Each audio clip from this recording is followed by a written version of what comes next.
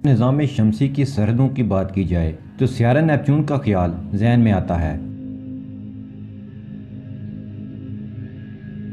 लेकिन नेपच्यून आखिरी सियारा नहीं और ना ही निज़ाम शमसी की हद। हकीकत में तो नेपच्यून निज़ाम शमसी के बहुत अंदर वाक़या है। निज़ाम शमसी की हदें इससे कहीं दूर वाक़या हैं।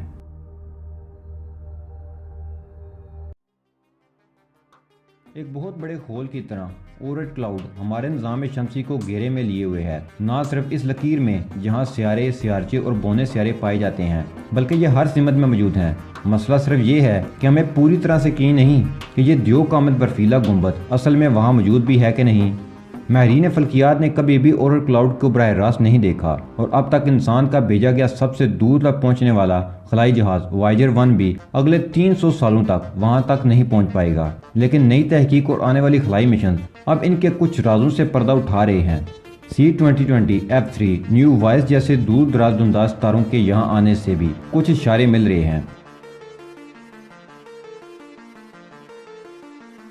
ख्याल किया जाता है कि दूर दराज चीज़ों का ये खोल या जमघटा सूरज से तकरीबन 306 अरब किलोमीटर के फासले से लेकर 756 अरब किलोमीटर तक फैला हुआ है। यह ज़मीन और सूरज के दरमियान 15 करोड़ किलोमीटर फासले के मुकाबले में 2000 से लेकर 5000 गुना ज़्यादा फासला है। कुछ अंदाजों के मुताबिक ओरेट क्लाउड खला में 150 खरब किलोमीटर से लेकर 290 खरब किलोमीटर के फासले तक फैला हुआ है।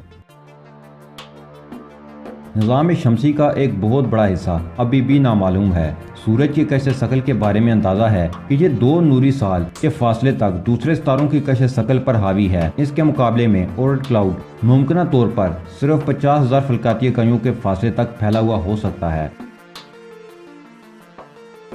सेडना, जिसे इजसाम के दरियाफ्त के बावजूद कुइपर पट्टी और ओरेट क्लाउड के दरमियान का खित्ता, जिसका रेडियस हज़ारों फल्काती इकाइयों पर मुहित है, ज़्यादातर गैर मरसूम है। सूरज और अतारद के दरमियानी खित्ते पर भी अभी तहकीकात जारी हैं। मुमकिन है कि इन इलाकों में मुस्तकबिल में हमें नए सियारे और अजसाम मिलें।